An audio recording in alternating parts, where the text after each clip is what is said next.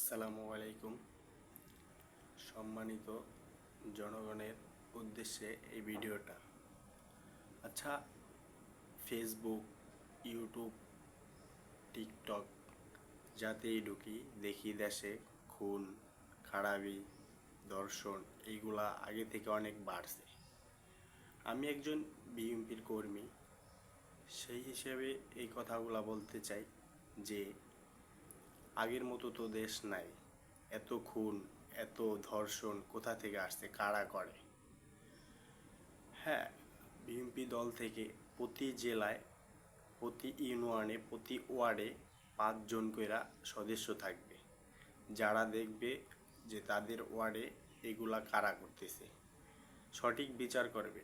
তাইলেই এই ধর্ষণ, তারপরে খুন, চুরি ডাকাতি এইগুলা কমবে।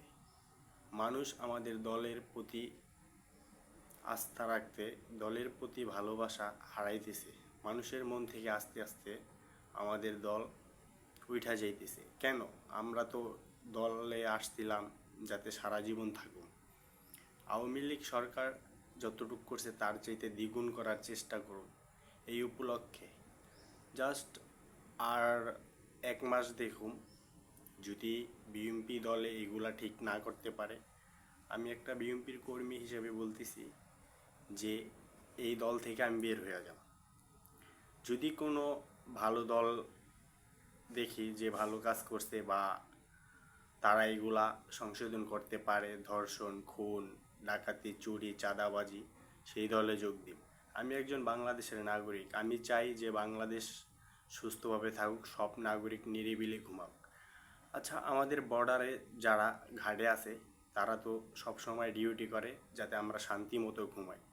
তাদের কষ্ট কতটা হয় তারাই জানে। তারা সর্বসময় চেষ্টা করে যাতে বাংলাদেশে কোনো সন্ত্রাসবাদীরা আক্রমণ না করে।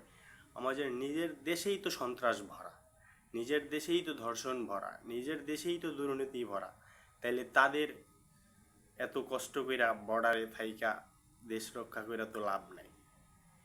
এই উপলক্ষে বলতে চাই যে আমি আর 1 মাস দেখুম, যদি এইভাবে খুন ধর্ষণ হয় এই দলে থাকুম না। কারণ আমার দল তাইলে ভাবুম যে কোনো কিছুই করতে পারে না। যারা দল করে তাদের ব্যক্তিগত ব্যাপার।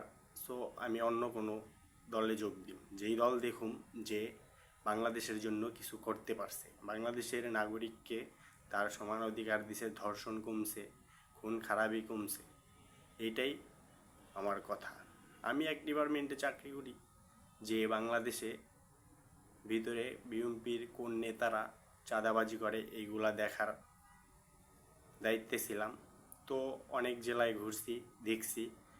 সো আমি বলতে চাই যে এগুলা সবাই সাইরা প্রতিটা জেলায়, প্রতিটা ওয়ার্ডে, প্রতিটা ইউনিয়নে 5 জন করে সদস্য থাকবে যারা এইগুলা সংশোধন করবে। ওই 5 জন দেখবে তার ওয়ার্ডে কোনো জায়গায় সন্ত্রাসবাদীরা ঘুরে কিনা, কারো হাতে অস্ত্র কিনা, এইগুলা দেখা তারা আইনগত ব্যবস্থা নেবে।